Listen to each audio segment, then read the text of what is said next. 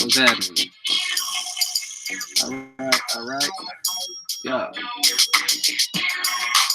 Gonna get this thing started. Get the video started on this phone so I can check the chat and see what's going on with the people. Welcome to the weekly wrap up, where we delve into some of the most recent topics. What's going on in flat Earth, space propaganda arm of the government known as NASA. Before we get started, Vegan said he's going to be on in a little bit. I hit him up, sent him the link already. Sent him this new one. Anyway, what's up? What's up? I see oddities in the house. My man Aaron Stevens, Conan68. What's happening? Miss Empress in the house. What's going on, bro? Manny Tesla, Jacob Morley, God's Gladiator, that is, on Instagram. What's up, my man? Amanda Fe, what's happening? Marcus Cato, Westside Woo. Benji Hunter's in the house. Gartrell McKinney, what's up, man? Aldre Smith, Flat Earth Trav, Amanda Fe. It's already true. I like it. Christina Lee, what's going on? Yoshi Toon, Cizo S, what's happening? What's happening? All right. Who's that? Ooh. Not a punga? Alright. What's up? What's up? Yeah, we jamming in the van. This is how it goes. Roddy K's in the house. Ashley Harts, what's good? Alright. True Seeker Mafia, what's good? NASA lies about everything. That's a fact. And a good name. I like that. Alright, who we got? CMC Preacher, what's up? What's up? Thank you, thank you. Dougie Prez, what's going on? Cracking the globe. Alright. Yeah. Doll, what's going on? All right. Parish Mike, what's happening? What's happening? All right. Let me turn this thing off. So, okay. Just having a good old time, trying to work on some stuff. Let me turn the volume off on this phone over here.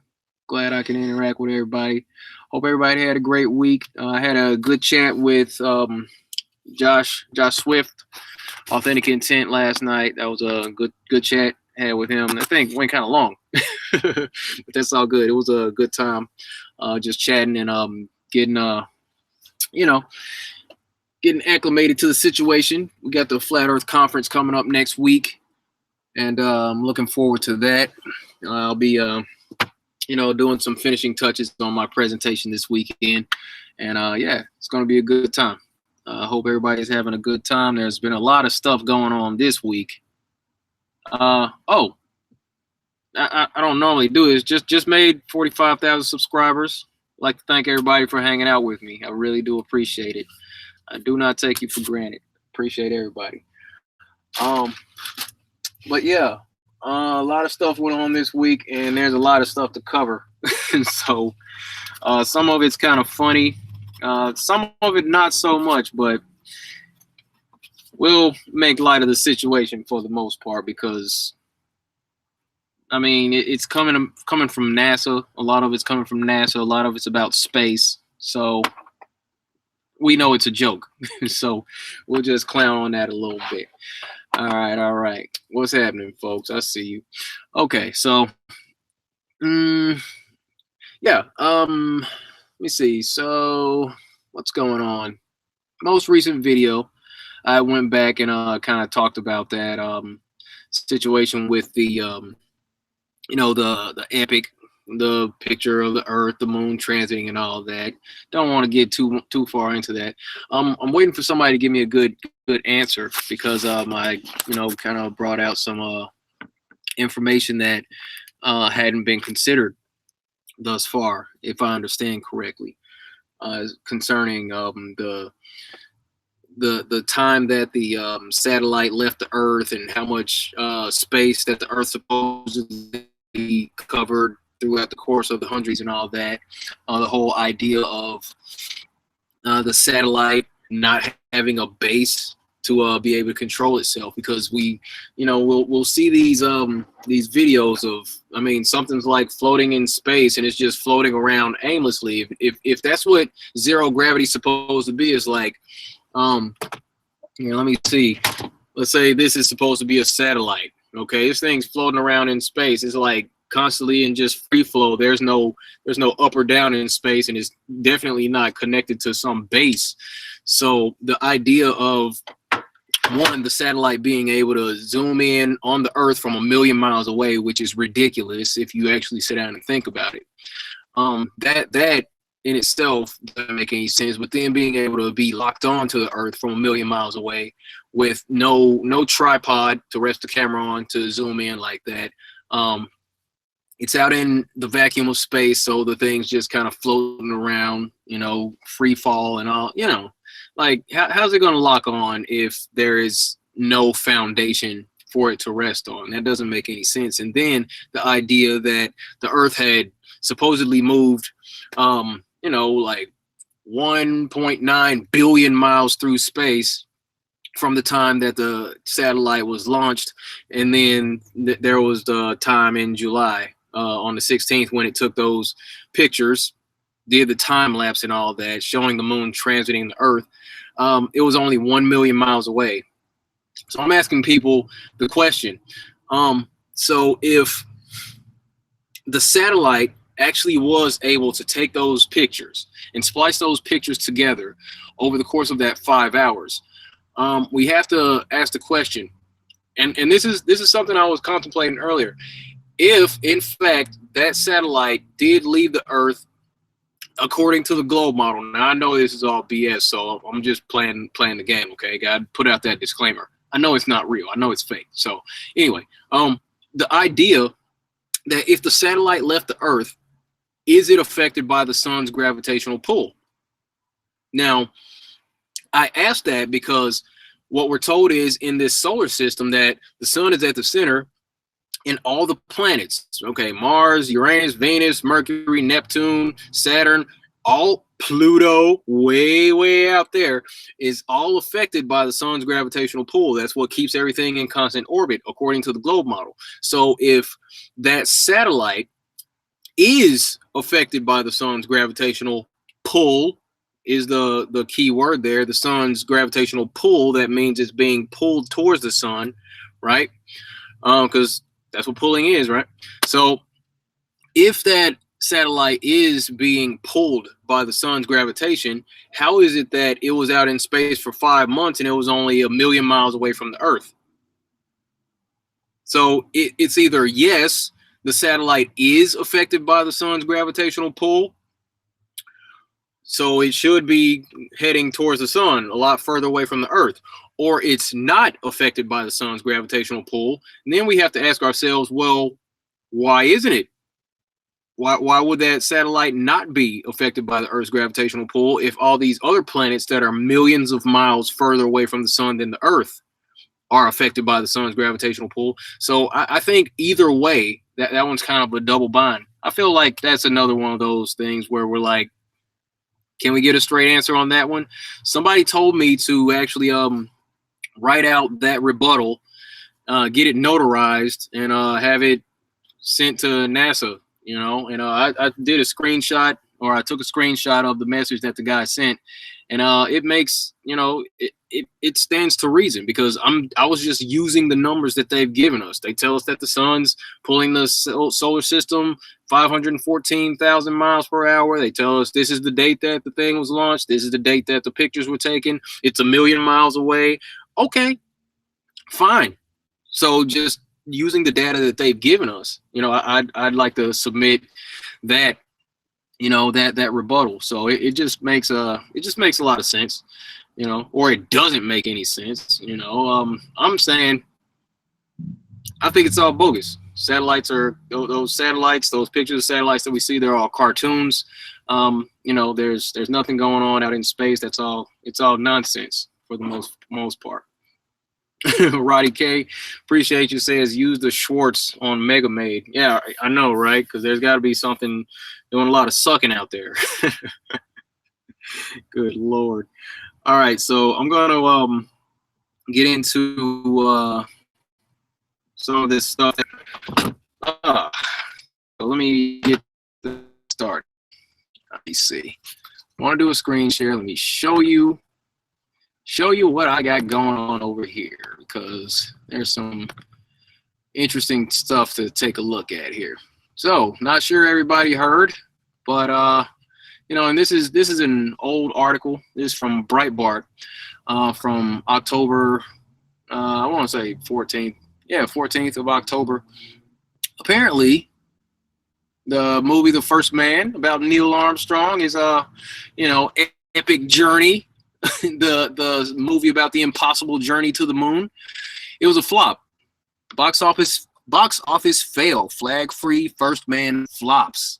So that says to me that people are starting to wake up to the deception. Like, not a lot of people, they're not buying it. They're not buying it. I think that's the coolest thing ever. I had a big smile on when I saw that. Actually, I could just leave it right here and just chat about that. Like, haha, nobody's buying it anymore, But yeah, here, let's check it. Okay, so First Man tanked at the box office, coming in well below expectations with just a $16.2 million opening weekend. At worst, the story of Neil Armstrong's historic trip to the moon was projected to do so much better, anywhere between 19 and 20. Though texts are usually downplayed as a means to save face and to inspire free publicity when the film overperforms, but it didn't, and that's hilarious. In other words, 16 million is a catastrophe. Wait, hold on, what happened? All right, here, let me see. Yeah, so in other words, $16 million is a catastrophe for a movie that probably cost $100 million to $125 million to produce and publicize. That is hilarious. So yeah, they put out their space propaganda movie, and it flopped. That's hilarious. I love it. I'm not even going to get too deep into that one. I just think that it's funny that these days, enough people are waking up to the idea that it's fake. It's fake, So that's a testimony to that. It just reflects, the idea that more people are catching on. Nobody's falling for it anymore. That whole space fantasy. So, that movie didn't do near as well as they had hoped it would. They lost like $84 million on that movie. I love it. I love it, man. That's good stuff. So yeah, that's what's going on with NASA right now. As far as the entertainment aspect of things, they try to come out with it. They're trying to come out and indoctrinate a new generation with the moon landing hoax, and nobody's buying it. Literally. They're not buying it. Nobody's buying tickets to go see that crap. Some people were probably, still space cadets and really into, the whole space fantasy. But nah, it just didn't pan out the way that they were hoping it would. What's that? Vegan said it'll be on in 5 minutes. That's what's up. I'll be around, man. We're looking for you. The people love you. All right. So yeah, hey Safarella. What's going on? Truth Finder, what's good? All right, so yeah, that's what it is, folks. They tried to put this movie out there to continue to propagate the space fantasy, and it fell apart. Not much more to say about that. But see, that's genuine. That's genuine. All right, man. Contents in the house. What's up, dude? All right, let me see what else I got going on. Oh my goodness, folks. Here, let me show you this other thing. Here, no, not the camera. Not the camera, man. Get out of there. Close that up. Let me show you this other thing that's going on, folks, because we have something to worry about.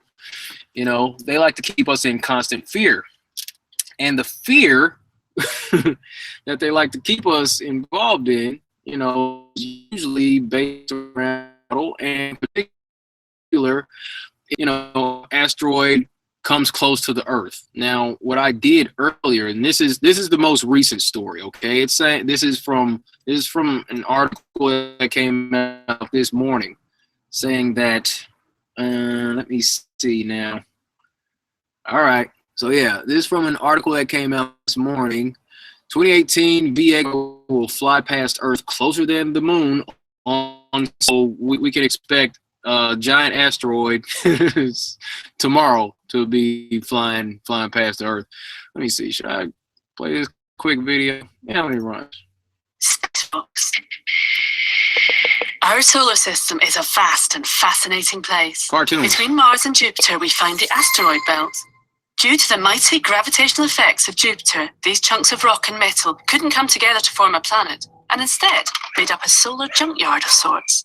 This is a crowded place to be an asteroid. Sometimes they collide with each other and get knocked off course, and even out of the belt altogether on a very different journey through the solar system. Oh my God. There are lots of names associated with space rocks, so what's the difference? Well, the bigger rocks are called asteroids. The smaller are meteoroids. And when they fly through the Earth's atmosphere, they're called meteors. If they manage to survive their burning descent through our atmosphere and land on Earth, we call them meteorites. Some meteorites contain iron, which makes them very dense, dark, and magnetic. They are the oldest thing you could ever touch, as they are the same age as the solar system. All cartoons. The gas giant Jupiter marks a boundary in the solar system called the snow line, beyond which objects contain a lot of ice. What? Past the other three gas giants, we find a huge ring of ice chunks, large and small, called the Kuiper Belt, where the dwarf planet Pluto lives. Even more of these ancient, dirty snowballs exist in a huge bubble called the Oort cloud. These icy objects can get bumped off course sometimes to become comets that journey past the planets towards the sun. Some collide with other objects and get smashed to bits. Others head towards the sun and form long, beautiful tails as their icy surfaces warm up. Here they will either fall into the sun, never to be seen again, or they will survive and speed back home beyond the snow line. Here on Earth, we are treated to spectacular natural firework displays. Wait, they said a large chunk of ice out in space could actually survive getting that close to the sun? Get it? Okay. Sky from orbiting comets. What? As they get close to the sun, they burp, splutter, and crumble, leaving behind a trail of debris. At certain times of the year, the Earth plows through these trails and bits of comet flare up as they fly through our sky and become meteors. The early Earth was hit by thousands of comets and asteroids. It is thought they brought water to our world. Comets may have also brought the ingredients of life to the Earth, and the European Rosetta mission could help us unlock secrets about the origins of life on our planet. Oh my God. Oh, okay, so yeah, that was they said the ice could get close to the moon, to the sun, and actually survive getting that close to the sun and then come back around. Okay, anyway, let me go ahead.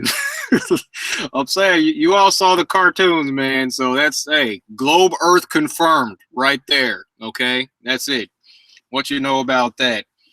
All right, they got the cartoons, they had the lady with the accent and everything. You know, this is official stuff right here.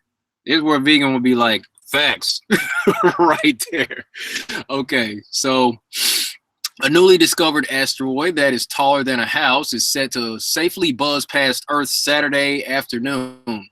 NASA predicts space rock 2018 VX1 will reach a close approach of around 237,000 miles.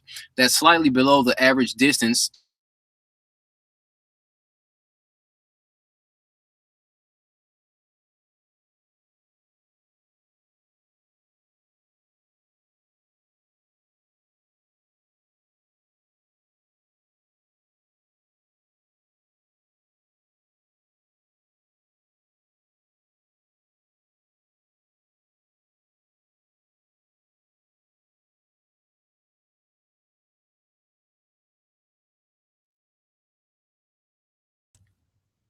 All right. I'm back. Let me see. No. There's always something. You know what happens. I'll get too close to these things. I checked the Wi-Fi speed for this area. It's actually faster than the spot that I'm normally at. So I went ahead and checked that out. But let me go ahead and get back on this thing. My goodness.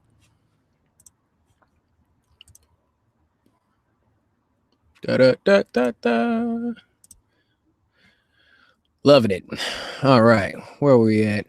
Okay. Spider on Sunday. The Apollo type asteroid is thought to be between 26 and 60 feet long. It will reach its close approach to our planet at approximately 1:20 p.m. Eastern time on Saturday. So, how exactly? Okay, so somebody needs to be watching about where in the sky this thing is supposed to be. We need to have our P900s, P1000s, telescopes and all that out, trying to figure out or the location of this asteroid. Eyes in the sky, folks. Keep your eyes in the sky, just in case.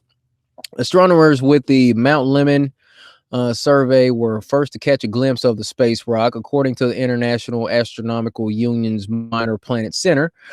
The asteroid will barrel toward Earth at about 4 miles per second. Oh, wow, that's actually pretty quick. All right. Relative to our planet, NASA reported, you can watch the close approach online with the Virtual Telescope Project. Virtual Telescope Project. Okay, so animation, basically. That's basically my interpretation of that. Virtual telescope. So it's not going to be the actual telescope. They're not actually going to live stream the real-time footage of this asteroid. And if they do, hey, we need to check this thing out, get some info on this, because that whole space fantasy, that's what comes along with it. The idea of asteroids constantly putting us at risk of slamming into the planet. And I used to get nervous about this stuff, and I think a lot of people still do get nervous about it. But now we just look at this stuff and we see that this is animation. This is a joke. This is a cartoon. This is not the sun. This is not the curvature of the earth. This is, let me see, they have to put it here. Getty Images in this artist impression. There you go. And people see this stuff and they're like, oh my God, did you hear about the asteroid that's gonna go, get really close to the earth on Saturday? People were talking about that at work today. I'm like, dude, stop, please. It's not happening. Don't worry. But they believe it, So the 2018 VS1, I thought it was a VX1. Oh my God. Typing error. This is where trolls would usually pounce on me for having something wrong, but this is some official that's speaking on behalf of NASA, and it's supposed to be VX1. They put VS1, has a diameter between 40 and 90 feet according to NASA estimates. Anyway, but the space rocket is slated to come within 862,000 miles of our planet, reaching the relative velocity of about 7 miles per second at close approach. And they're going to buy this crap, and people are going to be nervous about it. And this is just animation. So let's close this out and collectively shake our heads. Oh my goodness. But yeah, this is the stuff that people are subjected to, man. All day, every day with this space fantasy. Checking these stories out. I'm trying to relax with it. There are, and let me see, Amanda said distractions. Absolutely. And they're trying to feed off of our fear. You're right, Christina. And that's the thing. It's like, that's all this is. That's all this is. They want to keep us in this cycle of fear. They, want to distract us because there's like a lot of, a whole lot more significant things, more important, more relevant things going on than a fake asteroid coming close to the earth. And I mean, there's what was hot in the headlines this week? It was something around Meghan Markle's baby bump, some crap like that. There was a whole lot of stuff going on out there. The distractions are coming from a lot of different directions. There's the political theater that's going on. There was let me see, there was the midterm elections, and people were expecting the blue wave, and then that didn't quite happen. It turned in more like it wasn't so much a red wave. It didn't really pan out to be a blue wave. It was more like purple rain. Actually, it's two heads on the same snake, two wings on the same bird, the whole right and left paradigm. People were freaking out still about that migrant caravan, this large group of people that are supposed to be approaching the southern border. And I look at that like they're just trying to freak people out as far as The Democrats side is going to be saying, all these people, they're welcome to come in. They're all welcome to come in. We need to give them a chance. You're a bigot if you want to keep them out of our country and all that. And on the right, they're saying, see, this is justification for the wall. This is why we need the wall right here. So it's like more distractions, just trying to up the ante on the whole political theater. And, it's just a game. It's a joke. It's a joke. We just have to keep an eye out for these things, keep our eyes on what's real. And, just keep our heads about us. Don't fall into the paradigm of fear. Just live and understand that it's mostly an illusion, a lot of it. And, when that stuff didn't pan out as far as swaying people on the midterms, then, the very next day, Trump fired Sessions and now this new guy's in. But you know what? If you are paying attention to the political theater, it's interesting the fact that this new guy supposedly wants to, I don't know, he seems to be pretty excited about looking into Hillary. Now, we already know about the Clintons, the body count and all that stuff. Anyway, so I'm on some other stuff. All right. Way off. Not talking about space at all here. But yeah, let me see. Let me pull up this other one. Oh my goodness. All right, so I'm going to, let me see, close out this, go back over here. Let me open this up. I want to share this other thing with you all so we can have a quick laugh. We might have to go back over this stuff with Vegan because, hold up. Hold on. He's calling on the other line. Let me send invite. All right, hold up. Let me get him on. All right. Yo, I got you on the phone, but okay. I don't know what. Send me the link. Yeah, I just sent it to you. Okay, I just clicked the link. All right, sounds good. All right. Yeah, yes, sir. All right, so I'm not sure why it does that. It's all right. I just sent him the link. Vegan will be on in just a minute, and we're going to chat about this. But yeah, let me see. I was about to share the screen. I might hold off. I want to make sure my man gets on so we can, do this right. Go in on these knuckleheads, tag teaming them because this is ridiculous. All right, let me see. Have a sip of that. Had to get some coffee, folks. The situation with me, if you've been watching my backup channel, D Marble Live, tune in over there. I'm trying to do more vlogging. Giving you updates on what's going on in my life on a day-to-day stuff like that. Just real casual, nothing too serious. Might do a pep talk, might just be giving an update, might be asking for advice because the situation like this week, it went from being kind of warm over here just a little bit to just cold. Like this morning, I woke up, it was like 28 degrees, man. I woke up, my face was freezing. Of like what's going on. I check my phone, the alarm goes off at 3:45. I'm like, oh, it's 28 degrees outside. Great. Hit the button, auto starter, let that thing run for about 12 minutes or so, get out the sack and head over to the gym to stay warm. But that's the situation, so check me out over at D Marble Live, for just some casual stuff. Probably get on some other situations. All right, and shout out to Seth Bob. Sure appreciate you. Says Preparation H is good for soothing asteroids. Absolutely, I'll keep that in mind. Yeah, I'm saying that NASA needs to be preparing to get shut down because we're not having it, not long term anyway. But here, let me go ahead and pull this up. All right, got the presenting to everyone. Now, I don't know if you all heard about this. But apparently there's a new discovery in that the Earth officially has 3 moons. This is fun. And, these guys at my job, they were talking about that. Yeah, folks, you heard it here.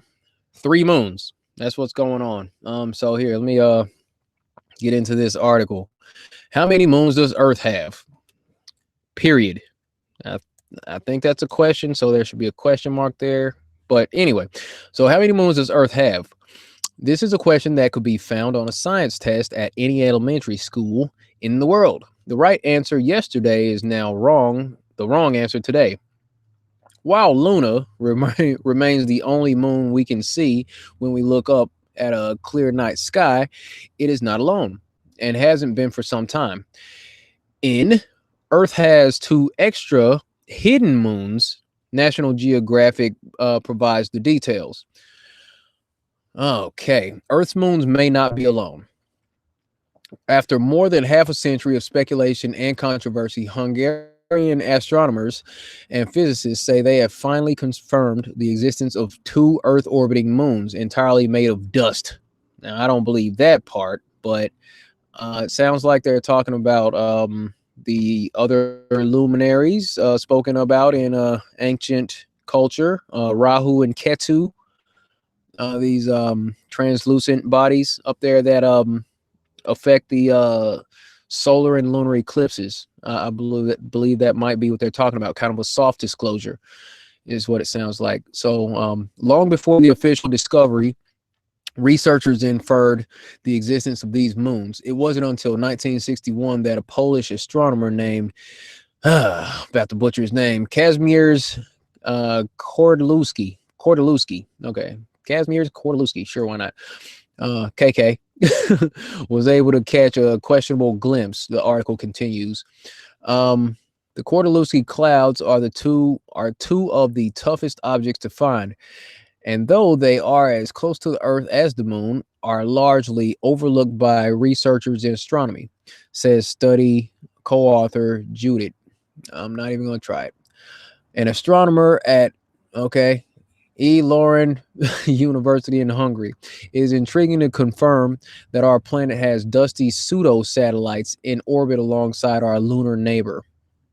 Each cloud is about 9 times the width of Earth. Here's where we get into these things. They just talked about how hard it is to find these things, but they can tell us precisely that these are they're made of dust and that they're 9 times the width of the Earth. See, this is where they...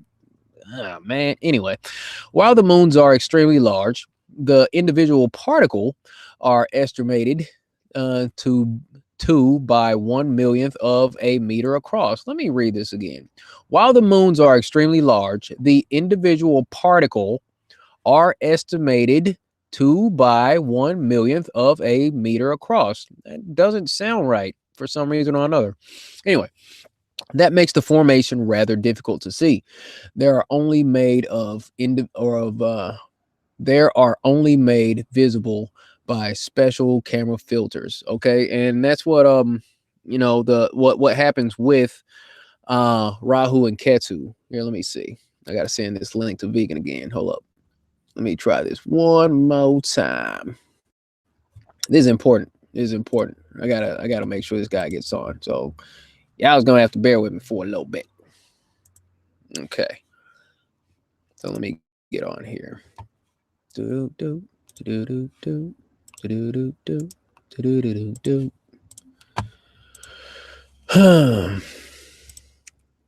Freddy's dead. That's what I said. All right, let me see. Paste and send. All right, so you got the link, big homie. All right. Let's start back over here. All right. Okay, so we're back over here. So yeah, that makes the formation rather difficult to see. They're only made visible by special camera filters. Okay, the gravitational pull of the 2 masses. Let me see. Yeah, the gravitational pull of the 2 massive objects, such as the Earth and Sun, is balanced by the centripetal force of the orbits. These points of balance are known as Lagrange points. Generations of astronomers have suspected moons could be hiding out in some of those points. Okay. I want to see what vegans got to say about this, because I mean we've looked into this stuff. So here, let me pull this up. These are the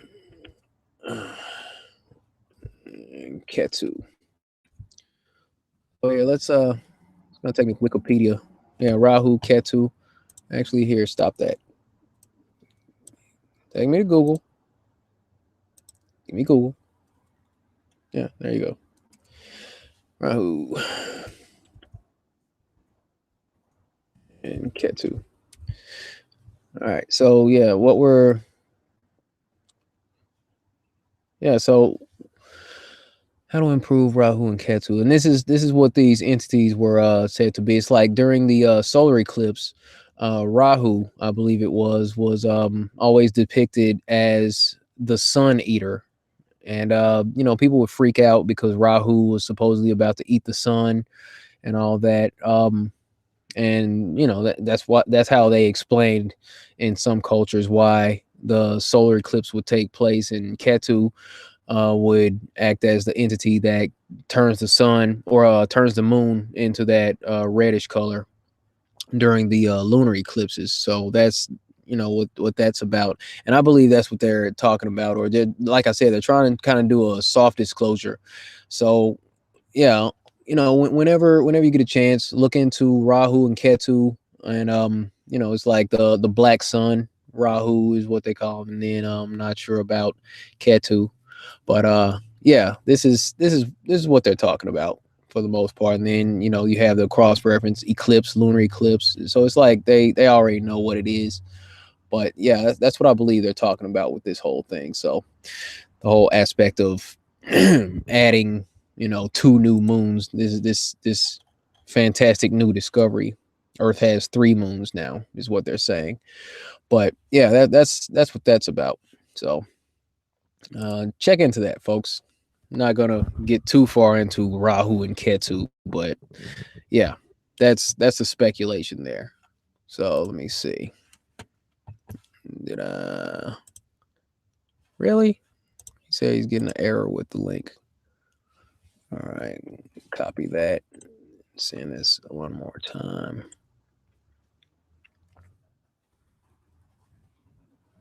Okay. I'm not sure why he would get an error with this one. I really don't. Okay, let me try this again. And I'll copy that one more time. Send it again. Again and again. All right, try this last one I sent. That one's from yeah, that one's from the Hangout. So yeah, try that one, man. All right. So yeah. But yeah. 3 moons. That's where we're at with it. Thanks everybody for being patient with me, trying to get these technical issues ironed out. But appreciate you. Sure appreciate you. Hey Tammy. Chocolate Sayings in the house. What's going on? Miguel Mojica, my man Rich Lopez, Zane the rapper. There he is. Hey, it was good, bro. Yo, you been seeing what's going on over here?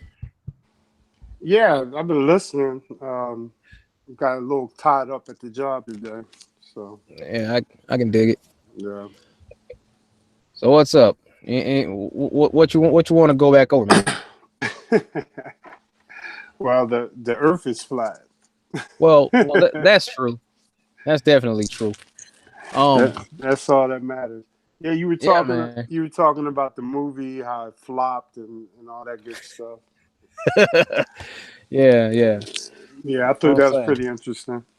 Yeah, I thought that was that brought a big smile to my face when I read that the other day. Somebody just sent me the link a couple of days ago, and I was like, yeah, that makes sense because people are figuring this stuff out, man. It's like while they want to keep trying to rehash this old story, is like, why are you making movies about stuff that happened 50 years ago that was supposed to take place in reality, rather than sending another man to the moon within the last 50 years? Why hasn't that happened? Right. It's 2018. How are you able to put a man on the moon 50 years ago, but you can't do it now?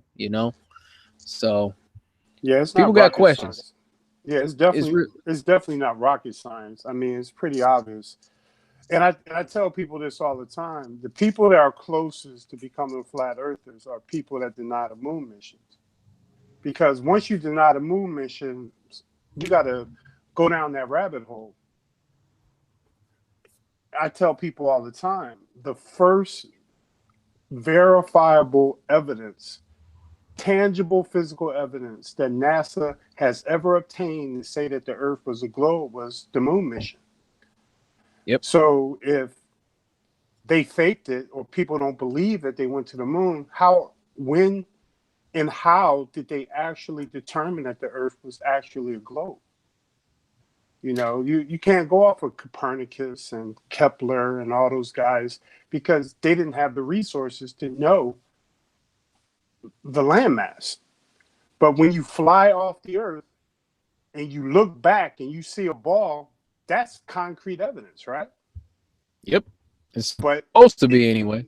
But if they faked it, we're back to zero. They don't know. You know, like a lot of people feel that NASA's holding information back, and which they probably are. But I'm of the opinion that they don't know if it's round or flat either. And you know what? They probably know it's flat. They've been up high enough to see that it's an infinite plane, and it can't be measured, probably. But that's what they're withholding. The fact that they don't know what the shape of the Earth is just an infinite plane. So they modify it to fit the narrative that they've had for the last 400 years, and they say it's a ball. Because think about it, how can you know that the Earth is a ball if you never went to the moon? If you never went to the moon, how could you possibly know that the Earth is a ball? I don't care about all the theoretical ideas. I'm talking about tangible, physical evidence. They don't know. If they didn't go to the moon, they don't know the shape of the Earth either. True story. You know, so that's the way I see it. So I think people have awakened. It's probably more than 50, 60% of the people that have awakened to the fake moon missions. But they haven't gone further to say, well, if they didn't go to the moon, they probably don't know the true shape of the Earth. Like they claim. Right. So now you're going down that flat Earth rabbit hole, and that's what a lot of people can't digest right now. You know, but we're slowly waking them up. Yeah, and that was that kind of triggered a thought. I saw somebody put a meme up. The Universal Pictures studio logo is a globe, right? And it's a globe, and it shows the shape of the countries and all that. And that was first shown to everybody in 1929, right? Before, like years and years before NASA. You know, like 30 or so years before NASA was before NASA came about. So, you know, for them to put this globe out here so many years before they actually knew what the Earth looked like, and then lo and behold, NASA comes into fruition, and then, oh my goodness, it looks exactly like the globe that they had on the Universal logo. Right. What a coincidence. Exactly. Yeah. So basically, NASA was designed to reinforce the claims of the past 200-300 years of the Earth being a globe. So now they're claiming that they physically left the plane and went to the moon. But when you look into it, it falls apart. They never left low Earth orbit. If you never left low Earth orbit, you cannot possibly know the shape of the Earth from the perspective of an aircraft flying off of the plane. You got to be much further. You got to be much higher. Yeah, there's absolutely no way. Right. You know, and I'm pretty sure a lot of us have already seen that that clip from that movie. A funny thing happened on the way to the moon, where it showed the astronauts having on this spacecraft supposedly taking a picture. They were like supposedly halfway to the moon, and they like blacked out the cabin, and then they put the little cardboard cutout in the window, right? And you know, after they were done faking the shot, you know, the camera pops back on, is still recording, and then all of a sudden they turn on this light, and it shows that there was this little round window, and they show the cardboard cutout and the astronauts moving around. The guy got in the way of the window. It shows all that, and you can show that to a globe believer, and they'll still continue believing this. Like, well, I mean, I start making noises like, yo, you're not even saying anything. What happened? What do you really think about that? Because they faked something. If they fake one thing about this whole situation, what else would they, you know, go out of their way to fake? But we got so much evidence of, you know, all the stuff that they've been faking anyway. It's kind of a joke at this point. Right. But the crazy part is people still want to believe in outer space. They gotta believe in outer space. It's like they see through the lie of the moon mission, but there's alternative theories that, okay, they lied about the moon mission because when they actually went to the moon, they found something. And that's something they don't want us to know about. So therefore they got a shadow moon program that they do, and they're traveling around the universe. And so people take the fakery to mean that they're hiding something else. And to me, that's a leap. That's a major leap because you don't have no evidence that they're hiding something else. So True. my argument is, if they faked it because they couldn't do it. I think that's more logical. That makes more sense. They couldn't actually get there, so they faked it. And because they faked it and they haven't been able to truly replicate the fake or do it in reality, they don't know the shape of the earth. We give credit. I think we give NASA way too much credit. I think it's a lot of religious zealots that believe in the doctrines that's taught to them, and they believe it without evidence.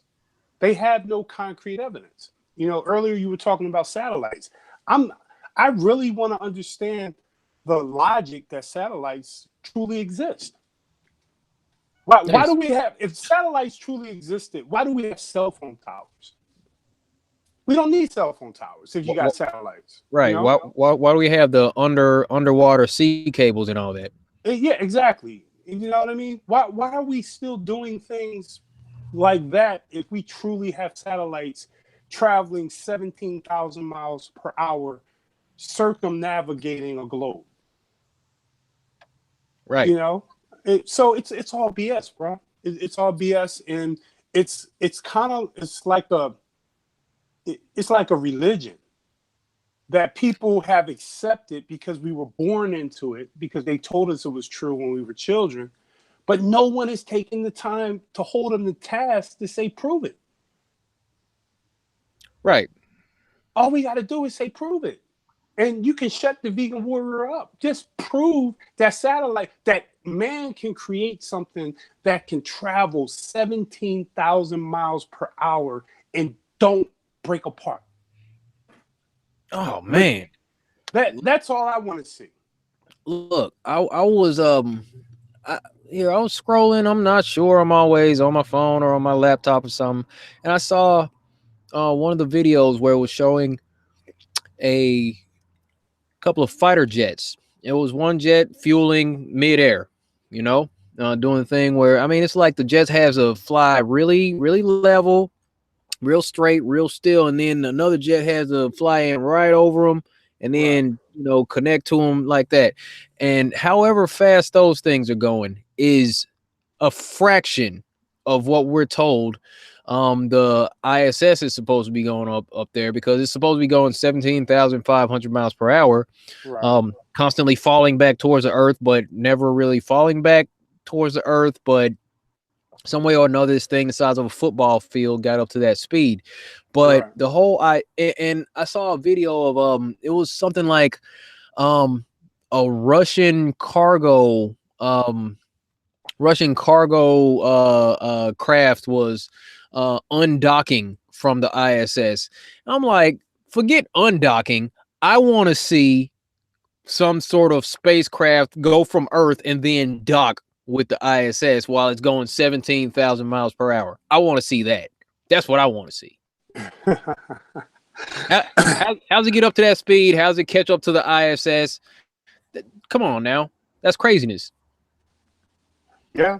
There's a good question in the chat. Authentic Intent. He asked me a good question. He says, why don't you think flat Earth will go mainstream and overtake the globe idea? Well, I think it's kind of like why you'll never have a president that isn't a Democrat or Republican. That's my answer to Authentic Intent. The reason you'll never have an independent president, probably, is because, or someone who's not a part of that party system, is because of money, right? Money, finances, and control of the media, the manipulation of the public, the manipulation of the educational system is vast, and it has more than 200, 300, 400 years start on the flat Earth movement. So for us to overcome that, we literally have to have something that is going to be so impactful, it's going to create a major shift in public opinion. And it has to be so impactful, it has to be stronger than money in our society. Because the one thing NASA and the government and all the controllers that's trying to promote the globe Earth model they have unlimited resources. Flat Earth, all we have is truth. So unfortunately, the realities of this world is driven by money. So how are we going to overcome mainstream globe? I don't see how we can at this point in time. I think it'll be a generational thing that's going to take generation after generation after generation to do. And I know a lot of flat earthers are hopeful that we're going to see one day in our lifetime a major change. But think about it. We got people just now waking up to the moon landings from 1968 or 1969. We got people just now waking up from the Kennedy assassination, just now in 2018. You see what I'm saying? It takes time for something like what we're doing to overtake mainstream. It takes time and it takes resources. Now, do I think we can? Possibly, but I still don't see how we're going to do it. You know, I really don't. I mean, are we going to get our own news network? Are we going to get, are we going to do something significant that's going to draw the majority of the population into looking into flat Earth? Maybe somebody will develop something like that, but I don't see it right now. Honestly, I think we're only about maybe 4 or 5% of the population that's even willing to consider having a discussion. I think 95% of the population don't even want to have the discussion. They believe they already know the shape of the Earth through the educational system and the indoctrination. That's what we're up against, guys. We got to look at what we're truly up against versus how can I put it? How much of an impact we're going to have on mainstream. See, that's just me, you know, and I'm not being pessimistic. I'm just being realistic. I mean, we have to fight the educational system, guys. The educational system to change the ideas of the world we live in. Right now, while we're talking about flat Earth, there's kindergartners being taught that we live on a ball. Yeah. Every single day of the week, they're being taught that. And it's being reinforced in the movies, and it's being reinforced on TV. So in our world, in our community, we're doing everything we can possibly do, but we're going against a big machine, a machine that's been established for hundreds of years, that's claiming that the Earth is a globe. That's what we're up against. So I think if we recognize it for what it is, we'll put up a better fight.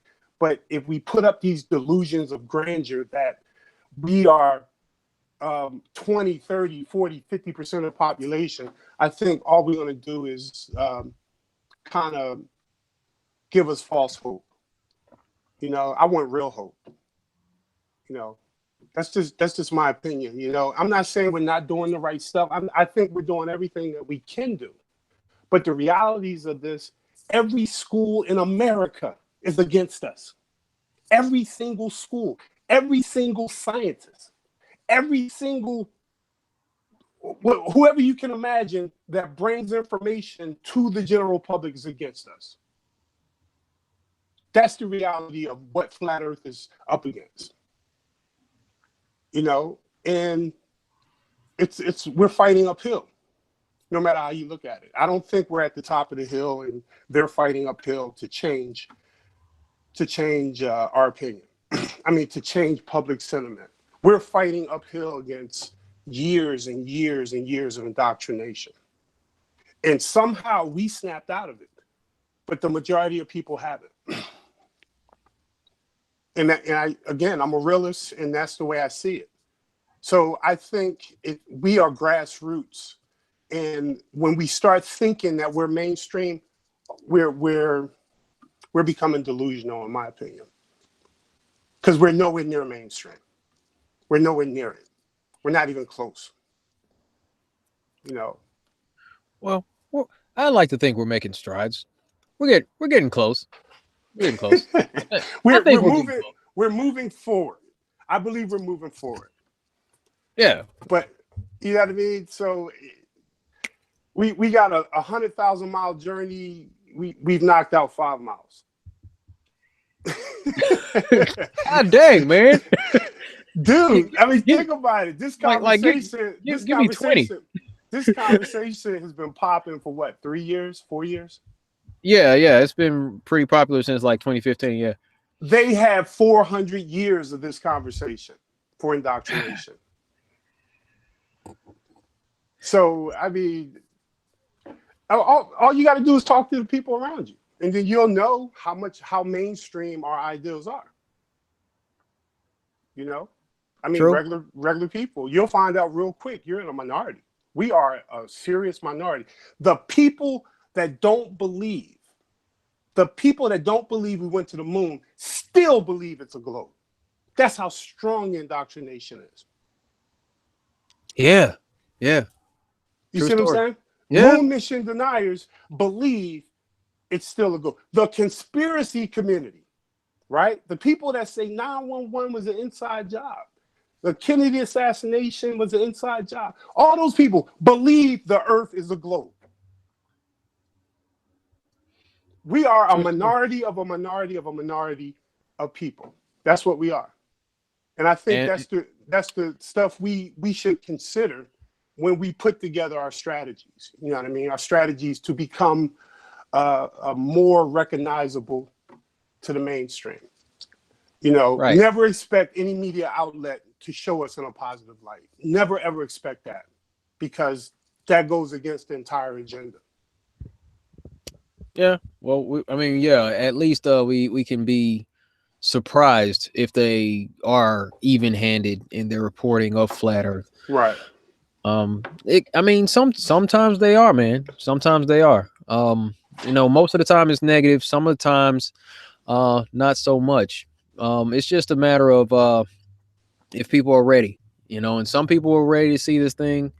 Other people's not so much, but we're doing what we can. Right. It's just a matter of reaching out to as many people as we can, as many people becoming active as they can. Like Josh was talking about last night, activism is a huge thing, and a lot more of that needs to take place in order for this to be pushed forward, because it's cool that we can interact online and do hangouts and post memes on Facebook and Twitter and Instagram and all that, but getting out and having that one-on-one conversation with people, and just spreading it that way, that's more effective. It has more of a lasting impression on people.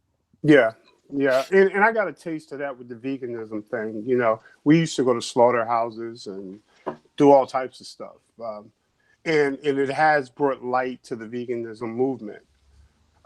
You see, but the problem that I'm having with flat Earth, as far as the direction we should go in or shouldn't go in, um, your guy that you interviewed with, what was his name again? That was Joshua Swift. Oh, Runs the channel Josh. Authentic Intent. Yeah. Yeah, I think. Oh, okay, that was his comment. Yeah. I think he's from my area up here in the Philadelphia, northeast area, right? I think he's in Minnesota. Oh, okay. The guy Zoom Truth, David, he's out there in your area. Oh, yeah, that's right. That's right. It is Zoom. Because I was gonna go check them out in Atlantic City or something. Yeah. The what I struggle with is, I was gonna quote something he said that was very very enlightening. He said that you do what you're comfortable with. You know what I mean? If you're comfortable with the activism, you do the activism. If you're comfortable doing this, you basically do what you can for flat Earth in the arena that you feel comfortable doing it. And I thought that was very powerful when you and him had your interview. Yes. Thank you. From my perspective, I've been an activist. I've done that kind of stuff, and a lot of it's short-lived. You know what I mean? It's very short-lived, and I'm not saying it's not worth doing, because if you help one person, it's worth it. You know? Yeah. So activism is definitely. I agree with activism. My problem is this. This is my personal problem. I don't want to ever be like the controllers. I don't ever want to be like NASA. I don't ever want to be like any other group that wants to take their ideas and force it on other people. And I'm not saying we're doing that, but a lot of times when you get the zest for getting more popular or having more people join your movement, you're willing to do the things that's going to draw attention to you, to convince people to believe in flat Earth. I'm not into trying to get people to be convinced about anything. I just want them to think, because I actually believe in the human family. If they start thinking about the realities of our world, more people will wake up to flat Earth on their own, like we did. No one forced me to be a flat earther. No one convinced me to be a flat earther. Someone shared information, and I was able to build off of the information that was shared with me to realize it on my own. And I think that's what makes this a different type of movement. For you to be a flat earther, you must realize it on your own. You can't go off of Eric Dubay. You can't go off of Mark Sargent. They may be people that introduced it to you, but something has to click within you to understand, I'm not spinning. Yeah. The earth is not spinning. You know what I mean? It has to click. And if it doesn't click with you, you could still be a crony follower and just, kind of following the ideas of your leadership and, like a lot of these movements are. But I think flat earth requires a person to be independently vested in this topic, and they must realize the truth in this topic for you to be a true flat earther. Mm-hmm. I don't ever want us to feel the need to go mainstream, because that was their tactic. Their tactic was, we're going to convince everybody that the earth is a globe. No, I want to point out the realities of this world, and people will know the earth is not a globe on their own. Now, right. it may sound a little crazy, but if you think about it, that's how we truly know truth. That's how we know truth organically. Right. If you have to instill something in someone's mind for them to know truth, We're no better than the doggone globe heads. Good catch. we're no better than they are. If I gotta instill in your head that the earth is flat, I'm just selling an idea. I'm not in the business of selling ideas. I'm not trying to convince anyone. I'm sharing what I know to be true. And at some point, if you pay attention, I would like to think you will know it's true also on your own. You know, I don't want to get caught up with the Masonic way of influence. Yeah, it's just a matter of everybody coming to the conclusions as individuals. So yeah, that absolutely makes sense. And yeah, like you were saying, you just want to share, and I guess that's kind of subliminally what I do myself, because I'll end most of my videos with like, all right, I just wanted to share that with you. Like, I'm not telling you what to think, you know, I'm just saying this is the observation that I've made, you know, and I present it as best I can, you know, take it or leave it. That's Right. just what it is, you know. So Right. yeah, and it gives people an opportunity to pick up on the information and assimilate it without force, actually. So Yeah, that's a very good point. Without force, because think about it, the globe is forced down your throat all day, every day. It's forced, literally. I mean, you can't pass science if you don't study, memorize, and be able to regurgitate on a test all the teachings of the globe. You won't get out of school. Can you get out of high school without passing science? I don't think so. I don't think so either. And those are I think there's some mandatory credits that you have to obtain. So all the teachings of space and science, and, you know, every time I think of science, I think about, I even asked this when I was in high school. You know how they show the earth as a ball, and then they show the different layers within the ball, and it goes all the way down to the core. I always wondered, how could they possibly know all of that? You know, even as a kid in school. But that's what they teach, and you have to learn that. So now that you learned it, now that you passed the test and moved on and furthered your education, here comes these crazy people saying, hey, everything you were taught in school is a lie. Instantly, they get defensive, and the cognitive dissonance kicks in, and we're the crazy ones. Oh, yeah. Yeah, because, I mean, water being at rest and, you know, having a level surface, that's ridiculous, man. That's nuts. What are you talking about? Exactly. Water? Really? You think so? That's crazy. That's nuts. I'm like, all right, you say so. Well, man. I would even support the idea of, if they wanted to keep the globe theory in schools, okay. But why not also teach the flat earth perspective as well? So now the child has an opportunity to know both ideas. Even though I don't think ours is an idea, I think ours is a reality. But the child learns the globe, but they also learn, well, there were groups of people that also believed that the earth was relatively flat with a terrainy surface. And they learned that aspect as much as they learned the globe. I would support that. I would support that. I'm not saying kill the globe. I'm saying, okay, if you want to sell the globe on children, why not also show them an opposing view? Because I actually believe children or people over time will be able to distinguish between the two, what's more likely versus what is more unlikely. You'd like to think so, and I believe children would figure that out. Right. You know, in my opinion. I mean, if we had to keep it in the public or the private school system, you know, but they're not willing to do that, which kind of lets you know that they have an agenda with the globe.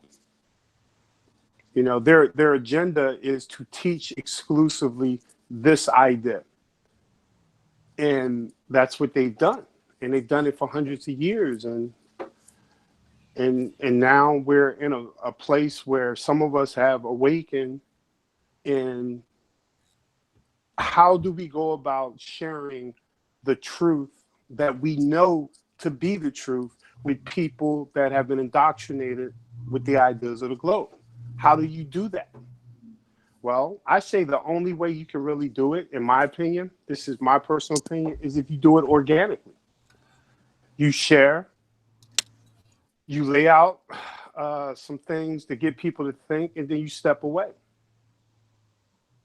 You know, because if we do anything forcefully, we're taking the same tactics as the globe promoters, the controllers. Right, the Globetrotters. Yeah, the Globetrotters. You know. Yeah, man. So Yeah. I don't know. These are just some crazy ideas that I have. I just don't ever want to be confused with them. You know, Well, like yeah. they need the media to support their globe. Therefore, I feel like I don't need the media. You know what I mean? They own the media. So why would I even consider using the media to promote the ideas of flat Earth or the realities of flat Earth? You know, that's the way I see it. But I know people like Mark Sargent and, you know, some of our other people, they disagree. Well, we got to get as much information out there and wake more people up. And then, see, I think that's the wrong idea from the top. Who the hell are we to wake people up? That's not our job, in my opinion. I believe our job is to share, because people wake up when they choose to wake up. They don't wake up just because you lay out good information. I'm telling you, I've had discussions with people about flat Earth and also veganism years ago, and they're just now waking up to those ideas. People wake up when they want. They don't wake up when we want them to. They wake up when they choose to. If they woke up when we wanted to, guess what? They wouldn't be free thinkers. They wouldn't be independent. They would be our slaves. The globe earthers want to have slaves. They want people to believe what they say. We can't fall prey to that. We don't want nobody to believe what we say. We want people to realize the truth in what we say.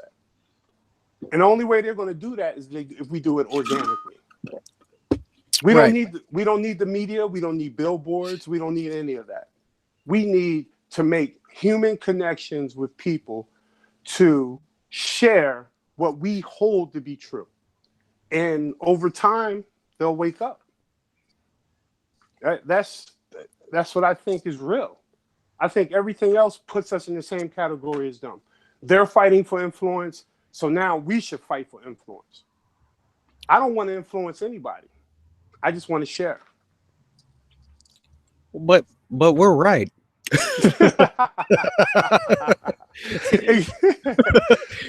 but we're not a bunch of sick pedophiles, though.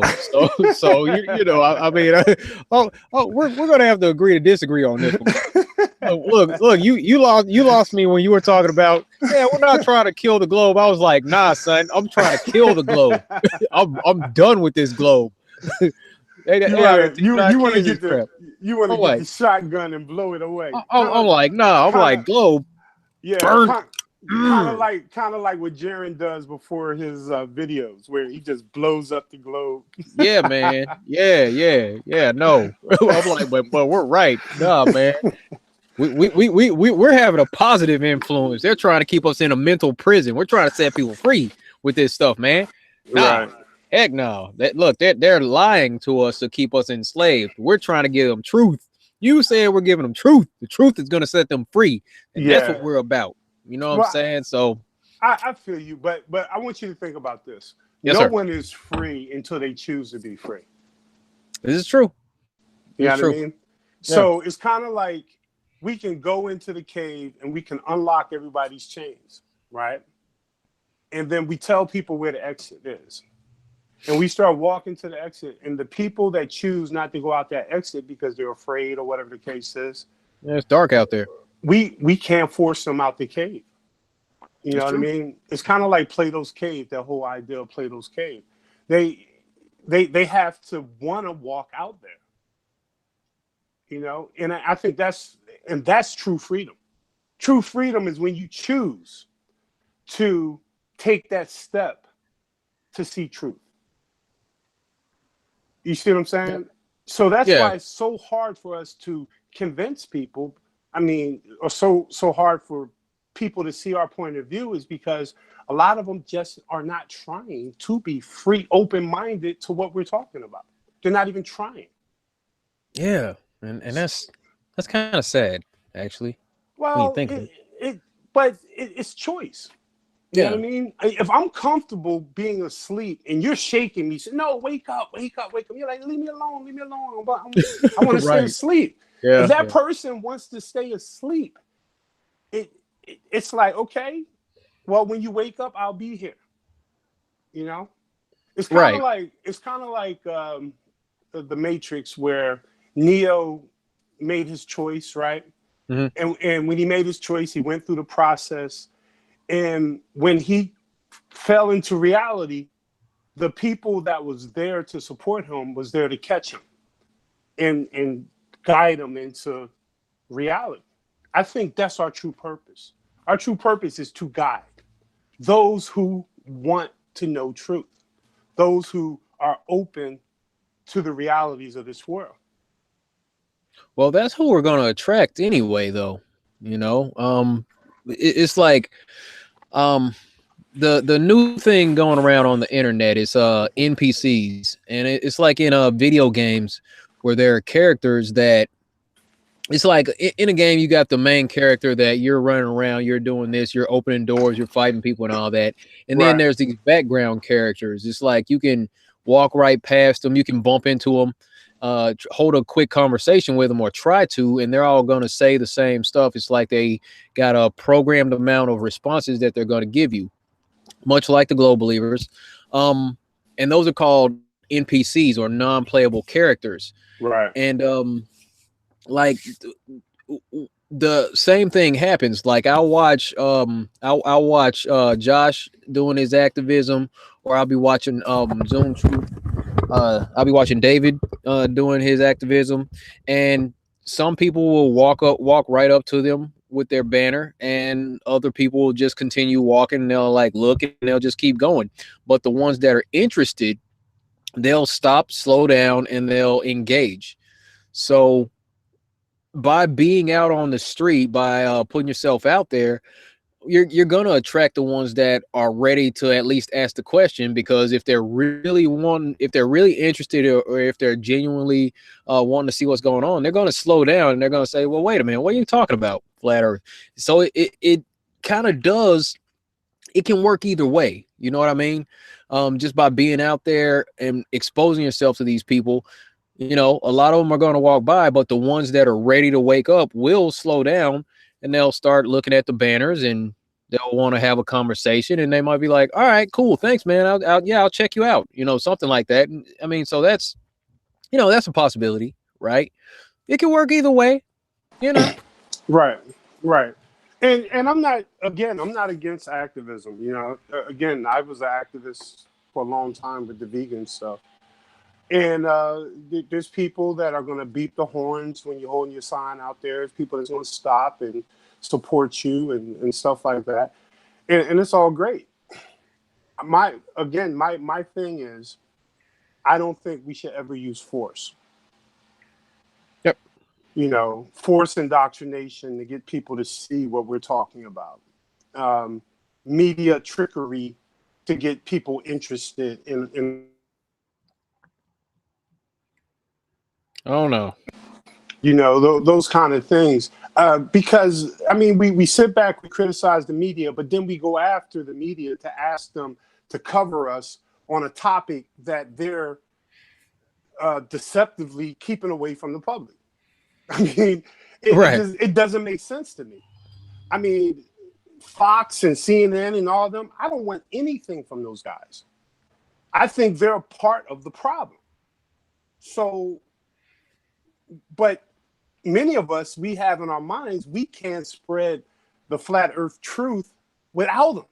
Or we gotta go to the devils to get our information out, right? We gotta go to we got to go to controlled opposition to get our word out. Right. I that doesn't make sense to me. Well, It makes no sense to me. Well, see, the thing is, and you and I talked about this a couple weeks ago, is that that's where a lot of society still plugged into that mainstream media, or so-called mainstream media, the Fox News, MSNBC, CNN, and all that. I mean, yeah, we know that they're fake news, but that's where the people are. We know that YouTube is constantly taking away our likes and unsubscribing people and shutting down people's channels and shadow banning and demonetizing. We know YouTube does that, but like you and I discussed a couple weeks ago, we still upload to YouTube and do our hangouts on YouTube and spread the information on YouTube because this is where the people are at still. And if we're trying to reach the people, we got to go to where the people are. See, you know what I mean? So it's kind of necessary for us to get plugged into the mainstream. Along those lines. You know what I'm saying? That's where the people are at, man. So it's like we kind of gotta go there because that's where the eyes are, boss. Well, I think the issue with me is that YouTube isn't, or social media, we can kind of manipulate those platforms to benefit and support the message that we want to put out there. But when you go to a Fox, a CNN, a CNSP, you are at the mercy of their approach to presenting our message. I mean, you're literally at their mercy. So they could set you back or they could push you forward, and they know that. And I'm telling you, I haven't seen no mainstream media. I mean, maybe you have, and I guess you said you've seen some stuff that was good. I haven't seen anything good. Not so much good. The thing is, it's like the percentage of it. One, the reason, the idea that they'll even mention flat Earth out in the open, that already gets people's brains ticking. Like, what's flat Earth? Because a lot of people hadn't even heard about it. So if mainstream, even if they're making fun of it, they're still planting the seed in people's heads. Like, what's flat Earth? So some people get annoyed. And how many times have we heard about people getting annoyed with flat Earth, and then they go out and try to debunk it, and then they end up being a flat earther? So there's a percentage of people who's gonna go through that process, and then it's like certain sound bites. It's like you can say one thing that's going to trigger somebody to like switch their perspective. And I use the example when the lady interviewed me at the conference last year, and on that ABC Nightline clip, she tried to set me up with a couple of questions. She's like, so there's going to be some sciencey folks who say that's a pretty bobo experiment. I was like, yep. Yes, they have. She said, yeah, they're gonna say that's really simple. I was like, yep. And they allowed me on the air to say, yep, it's so simple, it'll go right over your head. And they actually played that crap on the air. Yo, I smacked her with that one. I was doing that. I did that every time. Every time she would say something, I was very meticulous with that interview. That's the thing. It's like we got to be very calculated when we talk to these prostitutes about this stuff, and make sure that each time we say something, it's gonna hit somebody. And that's what I was trying to do. I was just sitting there kind of, just meditating, like, okay, so I'm doing an interview with them at 2:30. So what am I gonna say? I'm gonna meet up with them. Okay, so if she asks a question, I'm gonna give a really direct, specific response, real pointed, and they're not going to be able to grab any sound bites that have me sounding crazy. So from that little segment, the fact that they put that in there, that first time it was aired, people were hitting me up like, dude, you got her with that one. And I only got, the interview was like 15 minutes, but they only showed like 25 seconds of it. And that was one of the ones where I kind of just, kind of smacked her verbally. Right. Yeah. But that's what we got to do. So, that's it, man. It helps because like I'm seeing in the chat, ODD, he had a little sound bite. And I mean, one of the things that he said on the interview that they did with him in Denver, you know, the local news there, it's like you say something, it's gonna cause somebody's mind to switch, like, wait a minute, that makes sense. If we can get on the mainstream, they're gonna try to make fun of us, but when the people actually hear from the actual flat earther and they hear us say something that makes sense to them, it's gonna be some people that flip and they're gonna become flat earthers, and then they're gonna go out and start talking to people. So, you know, I gotta be Mr. Sunshine on that thing. I think, Right. you know, there's a positive impact that can come from, you know, our stuff being put out there mainstream, and that's the thing. And I say this a lot. Flat Earth versus globe Earth, we work on two different paradigms. Okay, they work in the paradigm of retention. They're trying to hold on to their numbers because they're constantly losing people because nobody's. It's like the world already believes that the Earth is a globe. So you can't get anything more. You can't saturate what's already been saturated. Globe Earth has already been saturated across the plane. So that mentality is already with a lot of people. So the idea is they're holding on. They're trying to hold on to people. We're constantly pulling people away from the globe. Their numbers always diminish. Our numbers only increase. So whether they put us out there in a negative light or not, we're not losing people because nobody's going back to the globe from being a flat earther. Without you know, basically having a gun put to their head, like quite literally. But nobody goes back to the globe. The globe always loses people to a flat earth. Period. Right. So it Right. doesn't. I'm like, you know, when people are like, oh, they're, you know, the media is trying to make flat earth look stupid. Society already thinks that we're stupid. They can't think that we're any more crazy than society's already programmed us to look, or programmed us to be perceived as. We're not crazy. We know we're not crazy, but once people kind of snap out of it and realize that we're not crazy, then they'll, you know, take us more seriously, and the numbers are just gonna keep going. It's like an hourglass, basically. It's only a matter of time. The sands are coming out slowly, but eventually, you know, it's going to be more coming out on the flat side. Yeah. It's kind of like the premise that any media is good media. And I just don't agree with that. I don't agree that if they're showing this in a positive light or a negative light, that it's good. You know, I just disagree with that whole idea. And actually, that's how they operate. They operate off of celebrities with sex tapes and all this other stuff, and it increases the popularity of people talking about the celebrity and all this different stuff. I don't think that type of ideology is mature for this conversation. I really don't.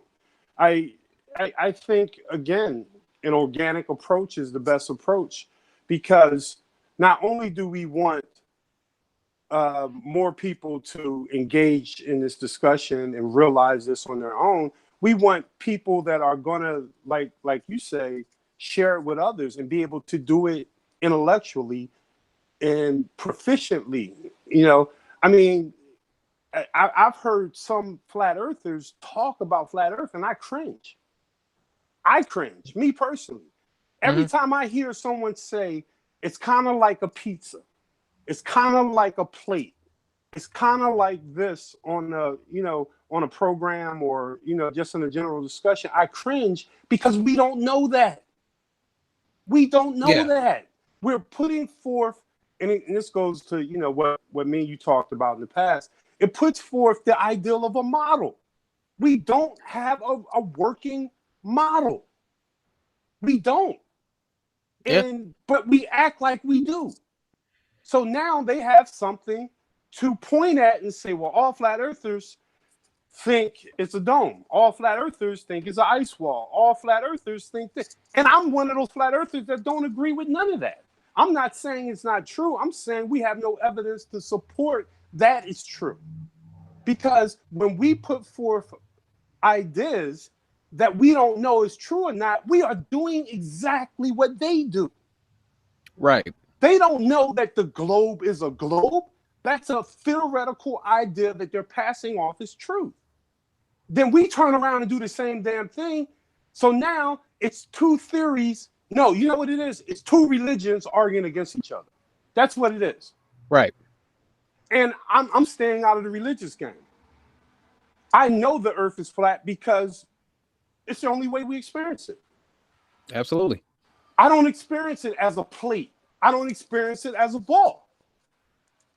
I don't, I mean, if there is a dome, I don't have no evidence of it. So when we get into those type of discussions, it's nothing but the Muslims versus the Christians. It's the same damn thing. So so now we want to promote our ideas with the general public. The first question all globe earthers have, I'm gonna tell you, whenever I talk to globe earthers, about 20 to 30 to 40% of my discussion is letting them know I don't support a model. Where's the edge? Exactly. They say, oh, well, if it's flat, you know, where's the edge? Where's the edge? You know, what's under the you know, what's under it? And Yeah. all these silly questions. Yeah. But that's because in their mind, they have a picture that we've drew that the earth is literally flat and circular with a dome over it, with a ice wall that's 360. Now, I understand where those ideas come from, and I understand people wanting to, you know, symbolize what we think it is. I get that. But when they challenge us on this, they're putting us in the same position we should be putting them. If it's a ball, show me curvature.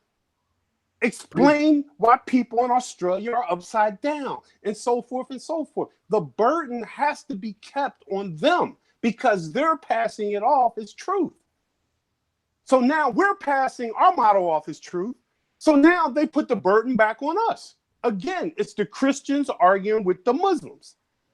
That's what it is. Two ideas. So my thing is, I'm telling you, I come at this whole thing not saying anybody's wrong or right. I just see it as dogmatic. I see it becoming dogmatic. And what I mean by that is, what do I mean? I mean that we should be more careful what we claim our motto is, simply because of how they operate. They are 100% dedicated to their motto. Yeah, like my man Joseph Lynch is saying, stick with observable facts as much as possible, basically. That's all we got. Yeah. In the scheme of things, that's all we have. I feel you. You did some real stuff when you went to Alaska, and you showed the sun, you know, the 24-hour sun. You did some real stuff, and that stuff is all tangible and real. But we're presenting go look at some of the I've been reviewing a lot of the debates of you know, kind of Joe Rogan and some of these other guys, when they're talking about flat earth and we're talking about them, all they're doing is pointing at our model. They're pointing at our theories. They're saying, your theories are flawed. Science had theories are better. Science theories are better. Your theories are not better. What peer review do you have for your theories? And so it's circular arguments. Yep. But when we keep it grounded in reality, they don't have a leg to stand on. They got nothing. Nothing. You know, I mean, I had a guy once say to me, he said that the atmosphere was attached to the globe. So as the earth spins, the atmosphere is kind of spinning with the mass of the Earth. I said, well, why do clouds go in the directions, opposing the spin?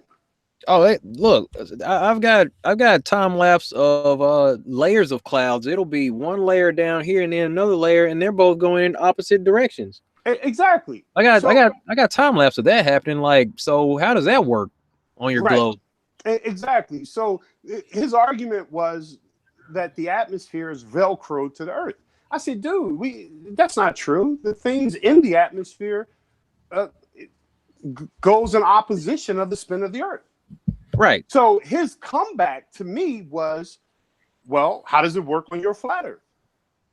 I said, it really is not. It just is. I mean, my flat Earth, our atmosphere is our atmosphere, and clouds go in whatever direction that they want because nothing is spinning. That's a fact. So, well, he was like, well, what kind of answer is that? He wanted me to defend a model. I'm like, dude, I'm not defending a model. I'm defending truth and reality. Things that we all can witness and we all know is true. That's what I'm doing.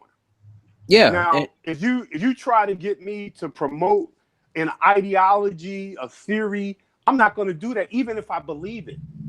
Even if I believe it, I'm not going to share that. Why? Because I want the burden of proof to stay on them. I don't want to accept no burden for nothing.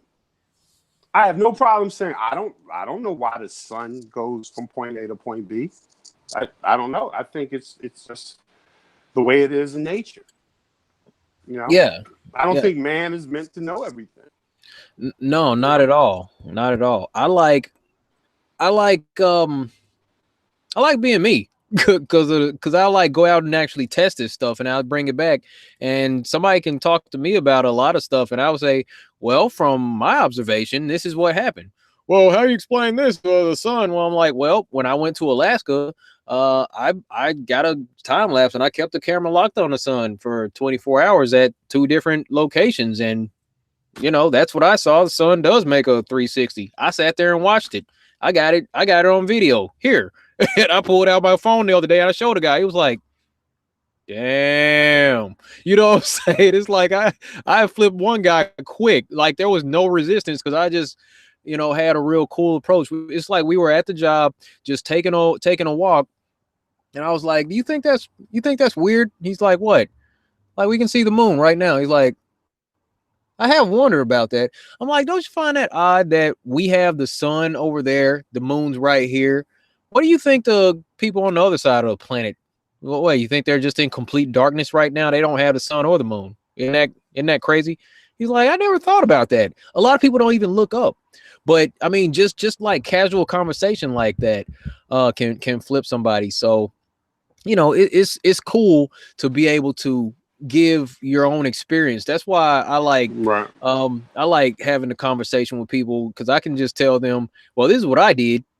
And I mean, when people come to me, like sending me a message on the side chat on Facebook or Instagram or whatever, I'm like, hey, so look, tell them that me and you are like this. We're tight, okay?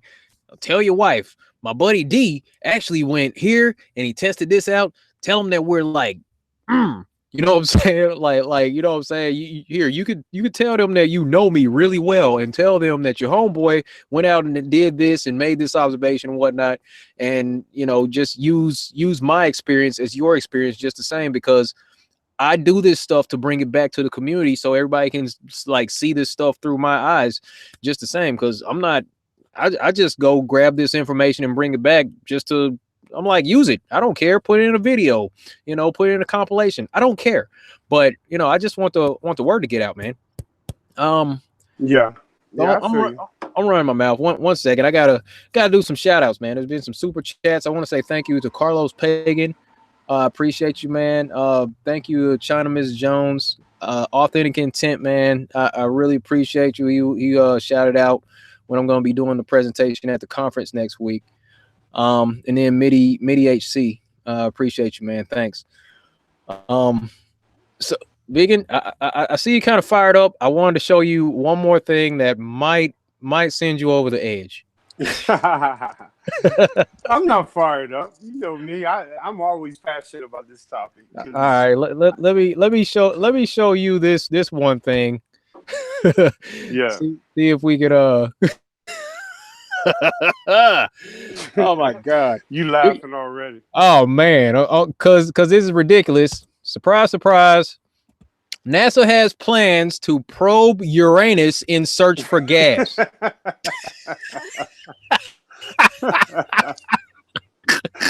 Oh my god. A Man. science enthusiast. NASA has plans to probe Uranus for gas. People, you are being trolled. You are being trolled.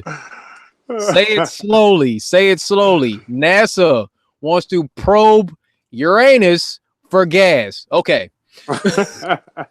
This is real. This came out 2 days ago. Come on. This is vegan. Facts. Yeah. These are facts. Okay. These pictures right here. Hey. Wow. All right. Wow. My God. I saw that. I was like, quit playing. So Uranus is a water planet? Is that what it is? I thought Neptune was a water planet. Here, let's look into this. As we talk about humans returning to the moon, yeah, right, and the Trump administration's forming of the Space Force, it's easy to think about the less sexy bodies in the solar system, particularly Neptune and Uranus. But a group at NASA aims to change that, with plans to send probes to the planets to learn more about their compositions in 2030s. Cut up. Probe Uranus for gas. That's crazy. The preferred mission is an orbiter with an atmospheric probe to either Uranus or Neptune. This provides the highest science value and allows in-depth studies of all aspects of either planet systems, ring satellites, atmospheres, magnetospheres, says Amy Simon, co-chair of the Ice Giants Pre-Decadal Study Group. There are okay, let me get on down here. What are we talking about? We previously only sent one probe each to Uranus and Neptune, both as flyby missions. Oh yeah, and these cartoons are credited by NASA, by the way, just so you know, because you know NASA's always kicking that real-ish. Wow. But getting to Uranus isn't easy. Yeah, it's never easy. It's never easy. Yeah, it really isn't. You know, you got to make sure. Okay, Uranus is pretty far from the sun. Yeah, it is. On average, Uranus is 19 times as far from the sun as Earth is, and it takes Uranus 84 Earth years to complete just one orbit. And on its closest approach to Earth, Uranus is 16. Wait, yeah, 1.16? Yeah, 1.16 billion miles, or 2.6 billion kilometers away, as Nola Taylor read on space.com. Yeah, more cartoons here credited to NASA. New Scientist states that NASA could launch missions to explore Uranus in 2034. They got it dialed in, man. 2034. That's oddly specific, isn't it? For Uranus, although the frequency of good launch dates falls off after 2034, as if, there are still good opportunities through 2036 for Neptune. However, after 2030 is pretty barren. Okay, anyway. But yeah, that's what's up, man. Just this part. How do you feel about that, sir? Wow. I mean, wow. That's all I can say. And they believe this crap. I know. Believe this crap, man. I know. That dude, if we're not getting trolled by that, we're gonna probe Uranus for gas. Well, if you're gonna find it, that'd be the place. That'd be a place to find. Wow. My God. How far is Uranus? Excuse me. How far is Uranus from your mouth? Well, about 3 feet. So, how far is Uranus from Earth? How far are we talking here? let me see. Hold on, because I also wanted to show you this other thing. Hold on. Let's Wow. we'll talk about probing Uranus in a little bit, but real quick, let's talk about this other probe. Fresh off of this NASA Twitter, hot off the presses, facing brutal heat and radiation, our Wow. Parker Solar Probe spacecraft achieved its first close approach to the sun when it came within 15 million miles of the surface at about 10:28 p.m. Eastern Time. Read all about it. Boom. Very minimal contact. All we can get is a tone. I'm Wow. going to be waiting on the edge of my seat for those beacon tones. Yeah. The sun-facing side will be exposed in excess of 2,500 degrees Fahrenheit. We're going to go closer to the sun than any other spacecraft's gone before. Awesome We're not cartoons. going to do that once. We're not going to do it twice. We're going to do that 24 times. 24 times. That is terrifying. Very terrifying. We really don't know what we're going to find until we get there. Fantastic animation. In 1958, Gene Parker had an idea that the area around the sun would behave in a certain way. There are two really overarching mysteries that we have always wanted to study. Why is the corona hotter than the surface of the sun? Why is the solar wind continuously accelerated? We are now in what we call our encounter attitude. The GPS is pointed at the sun, and we will not leave that attitude until we get back around the backside of the sun. So we keep the thermal shield between the spacecraft body and the sun. We design the spacecraft to be able to do the right thing no matter what it sees. You can't do Parker Solar Probe unless you're willing to build an autonomous spacecraft that can take care of itself. You can't build Parker Solar Probe unless you can build a shield that can withstand the thermal environment. You can't do Parker Solar Probe unless you can keep the power generation cool. And all these things contain some level of risk. The sun is a wideband radio source, so any spacecraft is either in front of the sun, behind the sun, or near the sun. You can't talk to it. Parker Solar Probe is designed to transmit 4 different beacon tones. Beacon tone A is a good tone. The fault management system is reporting that all systems are nominal. The other 3 tones mean that some type of fault has occurred on board. We will be mostly out of contact with the spacecraft through encounter, so the only thing we will have is those beacon tones. We will be all waiting for the call. APL, I am Parker Solar Probe. I'm doing well, and they have surprises for you. The fear and tension and stress is all really focused on those last few minutes. Oh my God. This truly is a mission of discovery. Let me go ahead and Wow. Wow. yeah, man. That was epic. That's wow. So, how far is the sun from the Earth again, as per NASA? 93 million miles away, sir. So we're going to send a probe that's going to get close to 90 million miles or so to the sun. Is that what we're going to do? I think that's where's my math at? Close think- to 78 million miles away from the Earth is how far we're going to send that thing away. Wow. Yeah. Yeah. And what material that's made on this plane that could withstand that level of heat? Well, the thing is, vegan.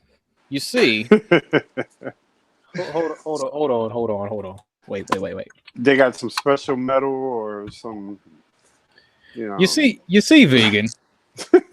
Actually, out in space, there's a difference between temperature and heat. Okay, because it's a vacuum out in space, things work differently. You see, since there are no particles for the thermal heat, the radiation coming from the sun to interact with, then the heat doesn't work the same. It's kind of like when you have a stove, it's hot on the inside, but there's the really hot part at the bottom. You don't want to touch that, but you can still put your hand in and not get burnt. It's kind of like that. Oh, okay. So, You know what I mean? if I heard you correctly, Professor, Are you saying there's no particles in space? No, sir. No, sir. There are absolutely no particles in space. That's what denotes the idea of it being a vacuum, sir. Mhm. Well, Professor, didn't they have a big bang and there was this massive explosion? Wouldn't that have created particles all over the universe? Well, those particles, well, they're all scattered out throughout the infinite vacuum of space. Is the thing, you know? Now that's the difference. It's like the radiation from the sun. There are no particles out in space. There's nothing to attach to. Wait a minute. Wait. If you send a flipping probe out to the sun, that's particles for the heat to attach to. Oh my God. Like, dude, come on, man. You know what I'm saying? I'm like, what? So they're going to send a spacecraft out that doesn't include particles. Yeah, some way or another. So that's what they're going to do. Well, you know, when I think of a vacuum, I think of like a suction, right? But isn't it that suction usually going in one direction? Typically, yes, I believe so. So what direction is space going in? Space is kind of going out in all directions because it's infinitely expanding, you know, because that's how the bang worked from the beginning. Yeah. So how can it expand without particles? I'm saying, see the kinetic explosion from the Big Bang, you know, because all matter actually started out to be the size of a marble. Right. Yeah, I see. It all started out to be the size of a marble, and all just boom expanded out from that. Well, Professor, if there's no particles in space, how do planets form? Well, that's simple, Mr. Vegan Warrior. I mean, it's gravity, sir. I mean, come on. Everybody knows that. Gravity, of course. Wow. You know. I mean, it's BS, bro. I know, right? That's ridiculous. When you wake up to this stuff, man, it's just completely ridiculous. Wow. And you got millions of people that believe this stuff. Millions. I know. Yeah. But it's that they're not thinking about it, man. I believe that most people are just so busy and so distracted that they don't even consider this stuff. Like they don't think that deeply about these things because there's so much other stuff going on. Yeah, you know, they're distracted with life and working multiple jobs and all that other stuff. So it's crazy. Yeah, that family. Yep.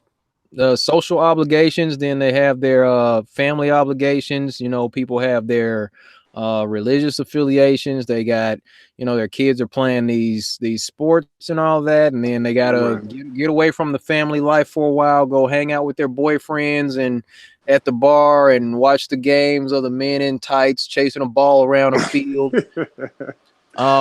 You know what's crazy about that? Let's go into that real quick. Okay, go ahead. My bad. Yeah, but I was gonna say something about football. You know, I played football. Yeah. I played. I was a standout athlete, and 4-year scholarship, and played all through college, and captain of the football team, and all that. I cannot stand. And, on top of that, years after that, from my son is 27. I put him in football when he was 5. And I coached him every year of his life, all the way up till he got to college, where he also played football. I cannot stand watching a game of football. Now, when I woke up and truly woke up, and I looked at what football truly was, you know, from a spectator perspective, like when you play the game, it's kind of like you're experiencing something, right? But when you watch it, I can't stand watching other people play the sport. Now, Now, at one point, I was completely indoctrinated, like most people who like sports. But now I can't stand football, and it's amazing. You know, I just wanted to share that with you. Oh man, look, I was talking to a friend of mine last week, and okay, so what had happened was we're sitting here this on a couple videos. Mm-hmm. All right. I've never really been into sports, really like really into it. I already know that that's a derivation of the old Roman bread and circus. The issues of society brought on by the corrupt government. They would build this huge stadium and they would bring in Christians and feed them to lions, and they would have the slaves fighting other slaves to the death, and they would bring in people, they would advertise it to distract people from the problems of society. And in modern times, they didn't even bother changing the design of the stadium. They just put a dome over it. But while I was in the Army, I looked around and I decided, like long before that, I was like, I'm not going to get into that. That's not really my thing. And I will remember, like, still every week or so, when football season came around. Football season is the worst. It's like every Monday, these guys will come in, and the first 2 hours of the day, every Monday, they're all talking about the games that took place on the day before. Hey, did you see that catch? Did you see that run? Oh man, that was a close game. Dude, They killed it. And then on like casual Friday, these guys would come in their jerseys. Yeah. So here's my thing, and here's what's probably going to piss some people off. Sorry guys, just letting you know, if you're into this stuff, you might want to leave, because D's probably going to hit you pretty hard. So here's the thing, man. Yeah. The idea that grown men would take their hard-earned money and go out and spend hundreds of dollars on shirts to wear another man's name on their back. I know. That's crazy. But Vegan, watch this. You remember those old school movies, Frankie Avalon, of Annette Funicello? Yeah. You know what I'm saying? The old summer love movies. You remember back in high school when the head cheerleader would be dating the captain of the football team? You remember that scenario? Yeah. How did we identify that she was his girl? Because she would wear his varsity jacket, right? Yeah. I've given away every year. I gave away my varsity jackets to girls. Bro, so you see, in order for everyone to identify that girl as being with that man, belonging to that man, one way or another, she would wear a piece of clothing from his exploits on the football field. Yeah, absolutely. How do we not translate the idea of that to modern society, where there are men going out buying expensive shirts to wear another man's name on their back?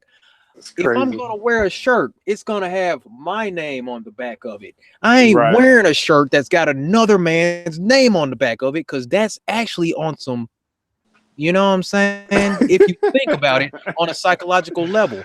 Right. It's worshiping other men. All right, so I'm gonna do this. I'm gonna leave it at that. I'm gonna leave it at that. Man. Yeah. You know what else is crazy? I remember when women hated football. When I grew up playing football and watching football as a kid, there was almost no woman that liked football. They just hated the sport. They didn't understand it. But now you got all types of women that love football. They have indoctrinated not only the men, but they have women and children in love with the sport as well. It's crazy. It's crazy. Yeah. And the whole commercial side of it, and all that stuff. And that's what really started me to pull me away from the sport was all the rule changes, because I was a linebacker. And the way I played football in the 80s and the early 90s, we would try to kill the quarterback. I mean, that was our thing. It was like I used to have visions of his head rolling down the street. You know what I mean? Right. After hitting him.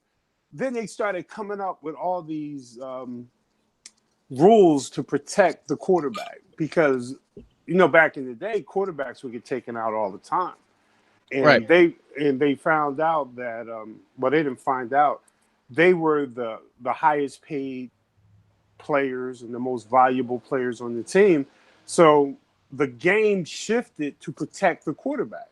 So me as a blitzing linebacker, I would have to ease up on the hit on the quarterback, you know.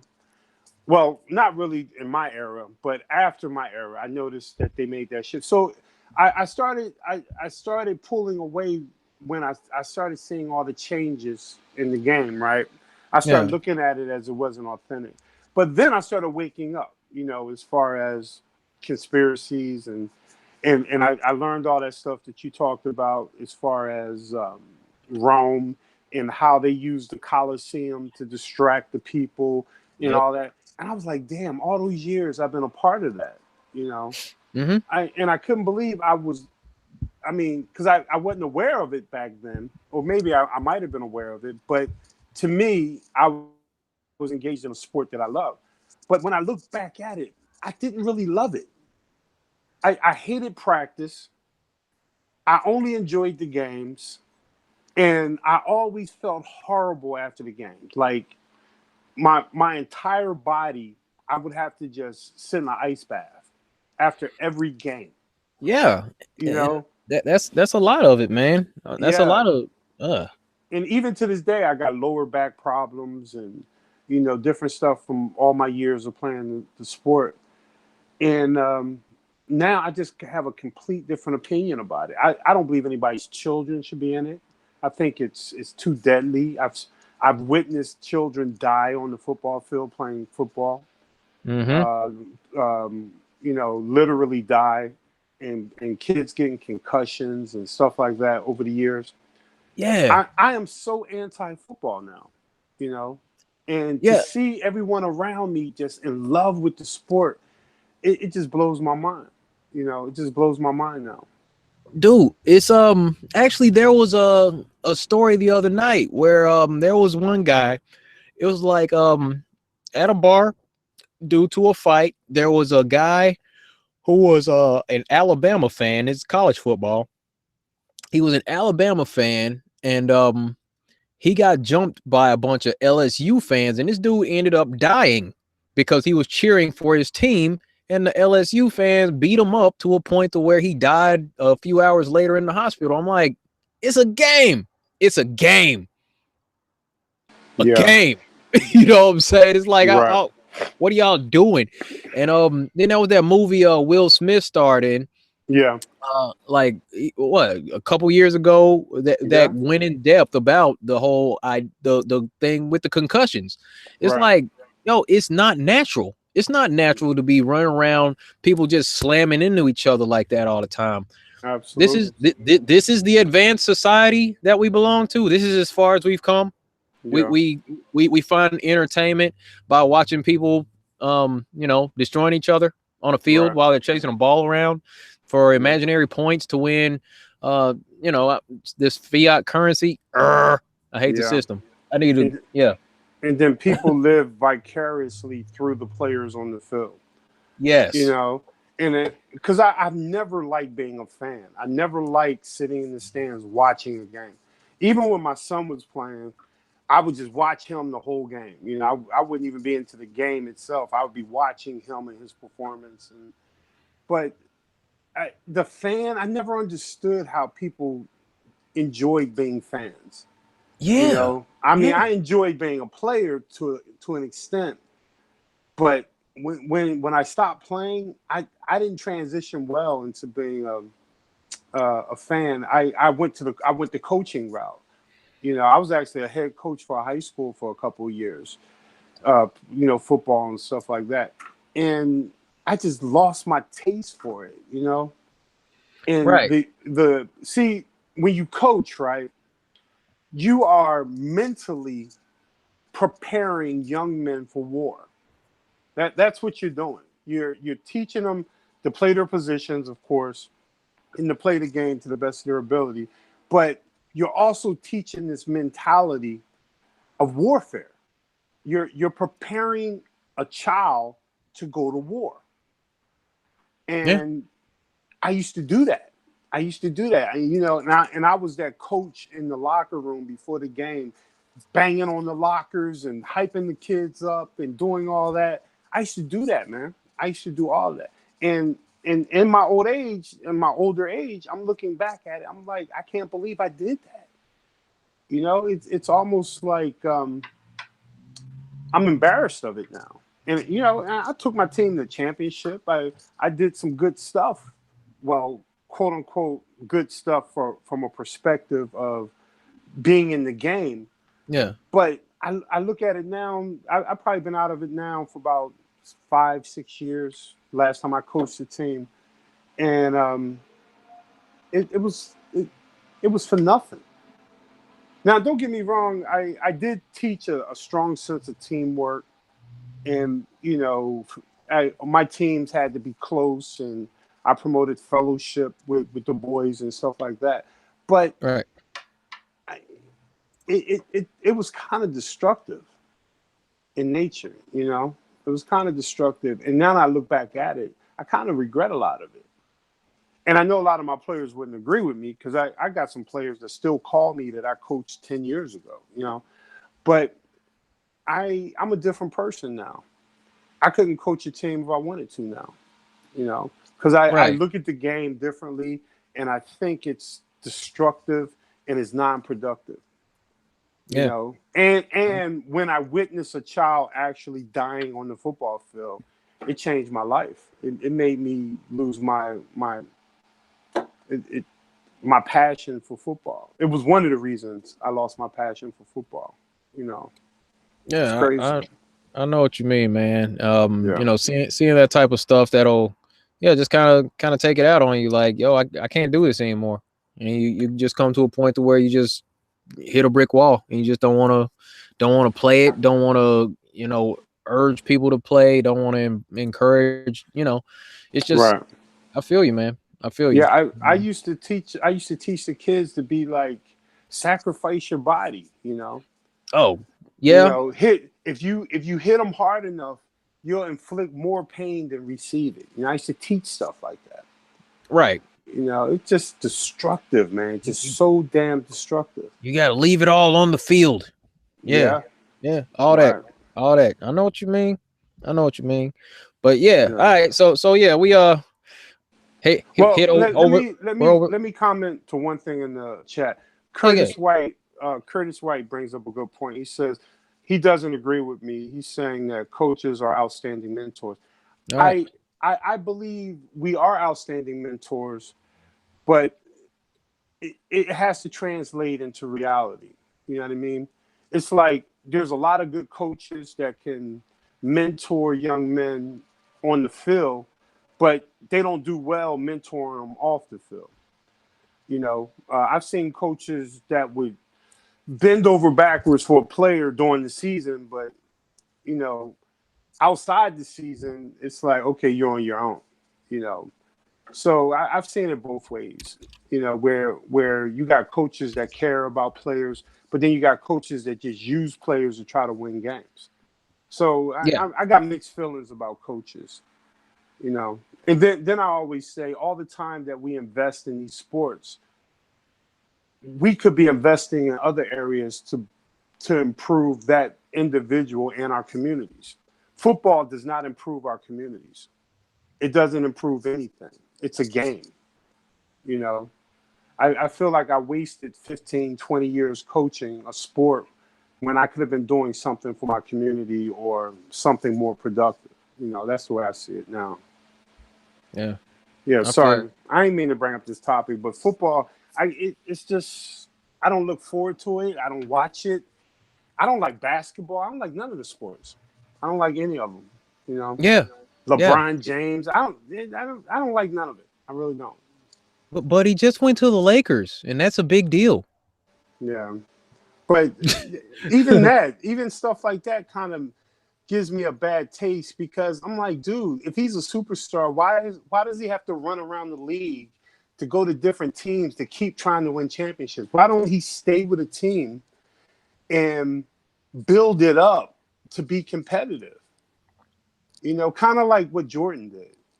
Exactly. You know, Jordan didn't play for nobody else. This guy, he's running all around the league. To me, it just seems like he wants to win championships instead of the whole concept of teamwork. You know, Yeah. I don't know. That's just me. But even that, I don't even care. I think I've seen LeBron play maybe 3 or 4 times, and that's when he was younger.